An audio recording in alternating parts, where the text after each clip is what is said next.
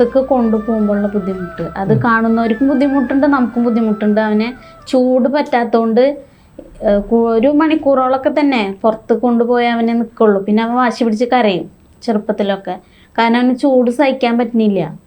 പിന്നെ നമ്മൾ ചൂട് സഹിക്കാൻ പറ്റുന്നില്ല എന്ന് പിന്നീട് നമുക്ക് മനസ്സിലാവുന്നത്. അത് അവരോട് തുടക്കം നമുക്ക് കിട്ടിയപ്പോൾ അവർ പ്രസവിച്ചപ്പോൾ തന്നെ ഡോക്ടർമാർ പറഞ്ഞു അവന് ചൂട് വിശർപ്പ് ഗ്രന്ഥി ഇല്ല എന്ന് പറഞ്ഞിട്ടുണ്ട്. പക്ഷെ നമുക്കത് എന്താണെന്ന് മനസ്സിലാവണില്ല. പിന്നീടാണ് അവർ പറഞ്ഞപ്പോഴാണ് വിശർപ്പ് പുറത്തേക്ക് പോവില്ല, അത് കൂടുതൽ മൂത്രമൊഴിച്ചിട്ടാണ് പോകുന്നത്. അപ്പോൾ അവന് ആ ചൂട് സഹിക്കാൻ പറ്റാണ്ട് അവൻ മുഖമൊക്കെ ചുവന്ന കളർ വരും. അപ്പോൾ നമുക്ക് മനസ്സിലാവില്ല ഇതെന്താ. മേലൊക്കെ നല്ല ചൂടും ഉണ്ടാവും. അപ്പോൾ ഇടയ്ക്കിടയ്ക്ക് നമ്മളിങ്ങനെ കുളിപ്പിച്ചുകൊണ്ടിരിക്കും. അപ്പോൾ അങ്ങനത്തെ ഫംഗ്ഷനുകളൊന്നും പോവാണ്ടേ ആയിട്ടായിരുന്നു. പിന്നെ വലുതായപ്പോഴാണ് അവനെ കൊണ്ടുപോവുകയാണെങ്കിൽ നമ്മൾക്ക് തന്നെ മനസ്സിലായി അവന് വീട്ടിലെത്തിയിട്ട് കാര്യമില്ല എന്ന് മനസ്സിലായി. പിന്നെ ട്രീറ്റ്മെൻറ്റുകളും ഇങ്ങനെ നമ്മൾ മരുന്നൊക്കെ എപ്പോഴും കൈ പിടിക്കണമായിരുന്നു. മേലൊക്കെ അത് ഡ്രൈ ആവാതിരിക്കാൻ വേണ്ടിയിട്ട് മേല് പരട്ടി കൊടുക്കും, അങ്ങനത്തെ കാര്യങ്ങളൊക്കെ ചെയ്തിരുന്നു. പിന്നെ ഒരു 5-6 വയസ്സൊക്കെ കഴിഞ്ഞതിന് ശേഷം സ്കൂളിൽ പോയി തുടങ്ങിയതിന് ശേഷമാണ് പതിയെ അവനെ പുറത്തേക്കൊക്കെ ഒന്ന് കൊണ്ടുപോയി തുടങ്ങിയത്. മുസ്തഫ എന്തായാലും ഭയങ്കര ഭാഗ്യം ചെയ്തൊരു കുട്ടിയാണ് കേട്ടോ. അത്രയും സ്നേഹമുള്ളൊരു ഉമ്മേനെ ഉപ്പേനൊക്കെ കിട്ടാന്ന് പറയുന്നത് എന്താ തോന്നുന്നേ? സന്തോഷമുണ്ട് അങ്ങനെ കിട്ടിയില്ലേ. അത്രേ ഉള്ളോ? ഒറ്റ വാക്കിൽ അവസാനിച്ചോ? വെറുതെ ചോദിച്ചാ. മുസ്തഫ വളരെ ചുരുക്കി സംസാരിക്കുള്ളൂ. ഉമ്മയോടൊക്കെയാണ് ഭയങ്കര കമ്പനി, നമ്മളോടൊന്നും അങ്ങനെ കമ്പനി ഇല്ല, അതാണ്. ഓക്കെ, എന്താ ഒരു ഇപ്പോൾ മറ്റുള്ള കുട്ടികളെ അപേക്ഷിച്ചിട്ടാണെങ്കിൽ ഇപ്പോൾ മുസ്തഫയുടെ ഇതേ ഇഷ്യൂ ഉള്ള ഒരുപാട് കുട്ടികളുണ്ട്. അവരെ അപേക്ഷിച്ചൊക്കെ മുസ്തഫ എങ്ങനെയാണ്? ഭയങ്കര ലക്കി ആയിട്ടാണോ ഫീൽ ചെയ്തത്? അതെ, ഞാൻ ലക്കിനെയാണ്. പിന്നെ പല ആൾക്കാർ പുറത്തേക്കൊന്നും വിടാണ്ട് വീട്ടുകാരെ അടച്ചിട്ട് വളർത്തും. പിന്നെ ആ പ്രശ്നം ഇല്ല. അപ്പോൾ പുറത്തേക്കൊക്കെ ഞാൻ പോകും. അതൊരു സപ്പോർട്ട് ഭയങ്കര വലുതാണ് അല്ലേ മുസ്തഫ? അവൻ പറഞ്ഞത് ഭയങ്കര ഒരു വലിയൊരു കാര്യം. അപ്പോൾ ഉമ്മ ഇതേ ഒരു സ്പെഷ്യൽ ചൈൽഡിനെ വളർത്തിക്കൊണ്ടുവരുന്ന ഒരു സ്ട്രെസ്സ് ഭയങ്കര വലുതാണ്. പ്രത്യേകിച്ച് നമ്മുടെ മുഴുവൻ അറ്റൻഷനും കൊടുക്കണം. ഇതിൻ്റെ ഒപ്പം തന്നെ നമ്മൾ മാത്രമല്ല പുറത്തുള്ള ആൾക്കാരെ പറഞ്ഞ് മനസ്സിലാക്കണം, അവരെ ഒറ്റയ്ക്ക് വിടാനുണ്ടാവുന്ന പേടി, അതൊക്കെ എങ്ങനെയാണ് ഇപ്പോൾ മാനേജ് ചെയ്തത്? അത് ആദ്യമൊക്കെ നമുക്കങ്ങനെ ഇവനെങ്ങനെ നോക്കുമ്പോഴാണ് കൂടുതൽ നമുക്ക് ഒരാളെ തന്നെ നമ്മളെ തന്നെ ഒരാളെ കുറച്ച് നേരം നോക്കുമ്പോൾ നമുക്ക് തോന്നില്ല എന്താ അങ്ങനെ നോക്കണെന്ന്. അതേ അവസ്ഥ തന്നെ എനിക്കും. നോക്കുമ്പോൾ ഞാൻ പിന്നെ അങ്ങോട്ട് പറഞ്ഞു തുടങ്ങി, നിങ്ങൾ എന്തെങ്ങനെ നോക്കണ്, അവനെങ്ങനെ ഒരു അസുഖമാണ് ഞാൻ തന്നെ പറഞ്ഞോളൂ. അത് എൻ്റെ മൈൻഡിനെ എനിക്ക് കൺട്രോൾ ചെയ്യാൻ പറ്റാത്തതുകൊണ്ടാണ് ഞാൻ അതാണ് ചോദിക്കണത്. അതിങ്ങനൊരു അസുഖമാണെന്ന്. ചിലവരെടുക്കില്ല, തൊടുപോലും ഇല്ല. എന്നുവെച്ചാൽ അവർ വിചാരിക്കും അത് പകരനാണെന്ന്. അങ്ങനെയാണ് എനിക്കും എൻ്റെ ഹസ്ബൻഡിനും അവന് താഴെ ഒരു കുട്ടിയുണ്ട്, മോളുണ്ട്, അവൾക്കും വരണ്ടേ. അപ്പോൾ അവർക്കത് പറഞ്ഞു കൊടുത്താൽ അവർക്കത് മനസ്സിലാവണേ ഇല്ല. അപ്പൊ പിന്നെ കുറെ നമ്മളതുപോലെ റൂമിൽ തന്നെ ഇതാക്കി ഇങ്ങനെ പോവാണ്ടേ. ഇവന്റെ മുന്നിൽ നിന്ന് കാണിച്ചില്ലെങ്കിൽ ആ സങ്കടം എങ്ങനെ മാനേജ് ചെയ്യും? നമുക്ക് ഷെയർ ചെയ്യാൻ ഹസ്ബൻഡ് ഉണ്ടല്ലോ, എല്ലാ കാര്യങ്ങളും ആളോട് ഷെയർ ചെയ്യാൻ പറ്റുന്ന ഒരാളാണ്. അതെന്ന് വെച്ചാൽ എല്ലാ സപ്പോർട്ടാണ് ആൾ എല്ലാത്തിനും. നമ്മൾ വിഷമിക്കുന്നേ ഇഷ്ടമല്ല അങ്ങനത്തെ ഒരു മനുഷ്യനാണ്. അപ്പോൾ ആളോട് ഇങ്ങനെ സംസാരിക്കും, അങ്ങനെ പറയുമ്പോൾ ആളിങ്ങനെ പറഞ്ഞാൽ അത് അങ്ങനെയല്ല ഇങ്ങനെ ആയതുകൊണ്ടാണ് നമ്മൾ തന്നെ പറഞ്ഞ് മനസ്സിലാക്കി തരും. അപ്പോൾ കുറേയൊക്കെ മോട്ടിവേഷൻ ആളും കൂടിയാണ്, ഹസ്ബൻഡും കൂടിയാണ്. അപ്പൊ നമ്മൾ ഓൾറെഡി ശരിയാവും. അപ്പൊ അതൊന്നും വിചാരിക്കണ്ട.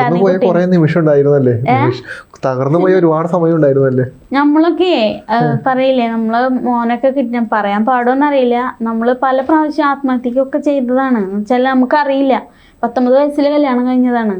ഇങ്ങനെ ഒരു കുട്ടി കിട്ടുന്നൊന്നും നമ്മൾ വിചാരിക്കണില്ല. കുട്ടികളെ ഏറ്റവും ഇഷ്ടമുള്ള ഒരാളാണ്. 2, 4, 5 കുട്ടികളൊക്കെ വേണമെന്ന് നമുക്കുണ്ടാവുമല്ലോ. വിവാഹം കഴിയുമ്പോൾ നമുക്ക് 5-6 കുട്ടികളൊക്കെ വേണം, കുറേ കുട്ടികൾ വേണം എന്നുള്ള ഒരു ഇതിൽ നമ്മൾ ഇതാക്കണം. ആദ്യത്തെ കുട്ടീനെ ഇങ്ങനെ കിട്ടി കഴിഞ്ഞ് നമ്മളൊരു 10 കുട്ടികളെ നോക്കുന്ന ഫലമാണ് ഇവനെ. 10 കൈ ഉണ്ടെങ്കിൽ ഇവൻ്റെ കാര്യങ്ങൾ ചെയ്യാൻ പറ്റില്ല. വീട്ടിലെ കാര്യം നമുക്ക് വിഷയമല്ല, അത് നമുക്ക് എങ്ങനെയെങ്കിലുമൊക്കെ നടന്നു പോകും. പക്ഷെ ഇവനെ നോക്കുന്ന കാര്യം ഭയങ്കര പ്രശ്നമാണ്. കാരണം നമ്മൾ 24 മണിക്കൂറും വർക്ക് ചെയ്തോണ്ടിരിക്കാന്ന് പറയില്ല. ആളുടെ ശരീരം ഡ്രൈ ആയി കഴിഞ്ഞ് പൊട്ടും. അപ്പൊ നമ്മള് പൊട്ടാൻ പാടില്ല. അപ്പൊ അവന് മേലൊക്കെ അപ്പൊ വെള്ളം ഒഴിച്ചു കൊടുക്കുമ്പോ ആ ഭാഗം ചുട്ടു നീറും, കരയും. അപ്പൊ കരയുമ്പോ തന്നെ നമുക്ക് തന്നെ വിറയിൽ തുടങ്ങും. ഇതുകൊണ്ടാണെന്നറിയാം. അപ്പൊ വേഗം കുളിപ്പിച്ച് വേഗം തോർത്തി ആ ഭാഗത്തൊക്കെ ഉപ്പി കൊടുക്കും.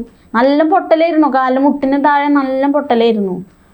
അപ്പൊ നമ്മൾ എന്താ വിചാരിക്കണേ, എങ്ങനെങ്കിലും ഇവന്റെ അസുഖം മാറ്റി എടുക്കണല്ലോ. എല്ലാ കുട്ടികളെ പോലെ എല്ലാ കുട്ടികളെ പോലെ ഇവനെവിടെ എത്തിയാലും നമ്മുടെ കാലം കഴിഞ്ഞാൽ ഇവൻ പുറത്ത് പോവാണ്ടായി കഴിഞ്ഞുള്ള ഒരു അവസ്ഥ ഉണ്ട്.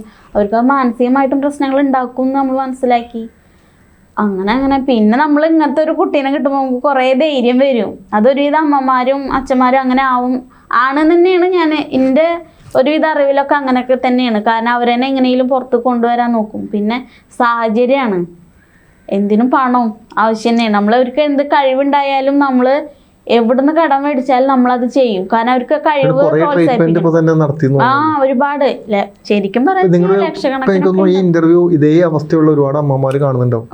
അപ്പോൾ അവരുടെ എന്താ പറയാനുള്ളത്? കാരണം ഇത് ഒരുപാട് ട്രീറ്റ്മെന്റ് ചെയ്ത് ഒരുപാട് പൈസ കൊണ്ട് കളയണം, ഇതെല്ലാം നമ്മൾ കഷ്ടപ്പെടണം. ഇതിനിടയ്ക്ക് ഇത് മാറുന്നില്ല, അസുഖം കൂടുന്നു. അപ്പൊ എന്താ അവരോട് പറയാനുള്ളത്? ഇപ്പൊ ഇത്രയും വയസ്സിൽ ഞങ്ങൾ മനസ്സിലാക്കുന്ന കാര്യം, ഇത് മാറാൻ ബുദ്ധിമുട്ടാണ്.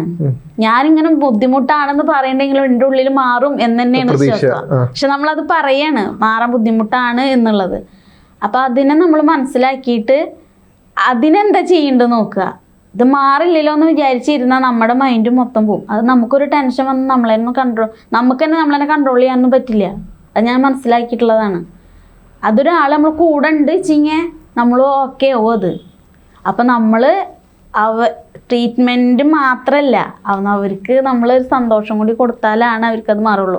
അല്ലാണ്ട് നമ്മൾ ഫുൾ പ്രഷറും നമ്മൾ ടെൻഷനായിട്ട് വിഷമിച്ചിട്ട് ഇരിക്കുമ്പോൾ അത് അവർക്ക് നല്ലോണം ബാധിക്കും. അത് നല്ലോണം ബാധിക്കും. ഇവന് ചൂട് പിന്നെ ടെൻഷൻ വന്നവന് നെഞ്ച് പടപടാച്ചിട്ടിരിക്കുന്നത് എനിക്കറിയാം. ഞാൻ എടുക്കുമ്പോഴും ഒക്കെ ഇപ്പം നമ്മൾ വലിയ കുട്ടിയെ എടുക്കണില്ലെങ്കിലും കൂടി അവനൊന്നും ഇങ്ങനെ കെട്ടിപ്പിടിച്ചാൽ അറിയാം അവൻ്റെ നെഞ്ച് പടപടാച്ചിട്ടിരിക്കുന്നുണ്ടാവും. അതല്ല. അപ്പം ഞാൻ ചോദിക്കാം, എന്തേ വയ്യേ, എന്താ? ഒന്നുമില്ല, പരീക്ഷ ടെൻഷൻ. അല്ല ഇപ്പൊക്കെ അങ്ങനെ, മുന്നൊക്കെ സ്കൂളിൽ ഇങ്ങനെ കുട്ടികൾ ഇങ്ങനെ കളിയാക്കുന്നുണ്ട്. അത് പറയുമ്പോൾ ഭയങ്കര വിഷമം. അപ്പം ഞാൻ പറഞ്ഞു പോട്ടെ പുല്ലി എന്ന് പറയും, പോട്ടെ പുല്ലി എന്ന് പറയും, അത് വിഷയമാക്കണ്ടെന്ന് പറയും. അപ്പം അവനതൊരു പിന്നെ കുറച്ച് ദിവസം ഞങ്ങൾ ക്ലാസ്സിൽ പറഞ്ഞയക്കാണ്ട് നോക്കി. പക്ഷെ അതൊന്നും ശരിയാവണ കേസല്ല. അങ്ങനെ ഇരുത്തിയിട്ട് കാര്യമില്ല എന്ന് മനസ്സിലാക്കിയപ്പോൾ തള്ളി വിടും, പൊക്കോ പോ. പിന്നെ ടീച്ചേഴ്സും ഒക്കെ കൂടി എല്ലാരും കൂടി സപ്പോർട്ടായപ്പോ ആദ്യം ചിലൊരു 1, 2, 4 ക്ലാസ് വരെയൊക്കെ വന്നിട്ട് കരച്ചിൽ തന്നെയായിരുന്നു.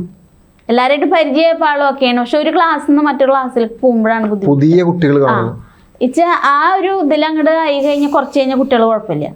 പിന്നെ അടുത്ത ക്ലാസ്സിലേക്ക് വരുമ്പോഴാണ് അതിന്റെ ബുദ്ധിമുട്ട്. അപ്പൊ ഒന്ന് കളിയാക്കുന്നുണ്ട് ഉമ്മ, സാരില്ല. ഞാൻ പറയും ഉമ്മ വിവരമില്ല, ഉമ്മനെ എത്ര ആൾക്കാർ വിവരമില്ല എന്നൊക്കെ പറയണേ. അതൊക്കെ അങ്ങനെ തന്നെയാണ്, അങ്ങനെയൊക്കെ പോകുമെന്ന് പറയും. പിന്നെ ആളും പിന്നെ ഓരോ ഏജ് കൂടുകയാണല്ലോ. പിന്നെ അവന് ഈ പിയാനോ വായിക്കണേൽ ഫുൾ മൈൻഡ് അവന് അതിലും പഠിപ്പിലായപ്പോൾ അവൻ്റെ ലോകത്തായി. അവന് സങ്കടം വരുമ്പോഴും സന്തോഷം വരുമ്പോൾ ഇത് വായിക്കും. അപ്പം നമുക്ക് സന്തോഷമാണ്. നമ്മളെന്തെങ്കിലും വിഷമിച്ചിട്ട് ഇരിക്കുമ്പോൾ ഇത് കേൾക്കുമ്പോൾ ഫുൾ സന്തോഷമാണ്.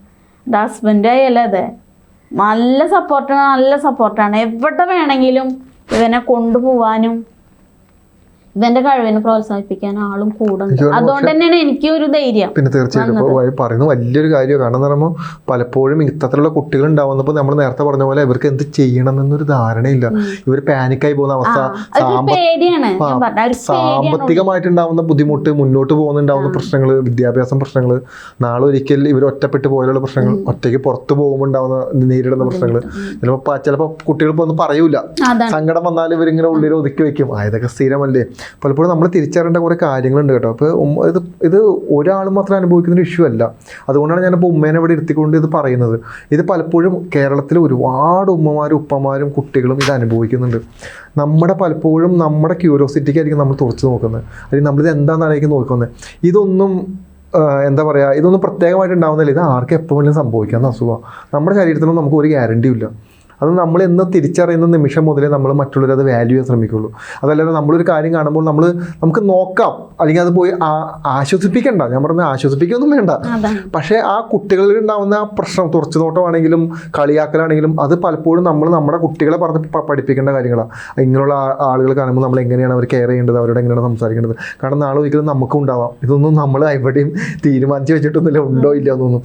അപ്പോൾ നമ്മൾ കുറച്ചുകൂടിയും പലപ്പോഴും അതൊന്നും നമ്മൾ നോർമലായിട്ടിരിക്കുന്ന നമ്മളാണ് അത് മനസ്സിലാക്കണ്ടേ. അല്ലാതെ നമ്മളത് ബോധമില്ലാതെ പോലെ പെരുമാറിക്കഴിഞ്ഞാൽ ഉണ്ടാകുന്ന ഭയങ്കര പെയിൻഫുൾ ആയിരിക്കും ഈ അവസ്ഥ എന്ന് പറയുന്നത്. ഉമ്മയ്ക്ക് ഏറ്റവും ഇഷ്ടപ്പെട്ട പാട്ട് ഏതാ ഇവൻ വായിക്കുന്നത്? എന്നെ താലാട്ടും വരുവാള. അത് എനിക്കും ഇഷ്ടമാണ്, ഹസ്ബൻഡിനെ ഭയങ്കര ഇഷ്ടാ. അത് ആൾക്ക് ഭയങ്കര ഇഷ്ടം. അപ്പൊ അത് ഉമ്മയ്ക്ക് വേണ്ടി ഇത്രയും ആളുകൾ കണ്ടുകൊണ്ടിരിക്കല്ലോ, ഉമ്മയ്ക്ക് വേണ്ടി ആ പാട്ട് നമുക്കൊന്ന് ഡെഡിക്കേറ്റ് ചെയ്താലോ? വായിക്കാം. ശരി.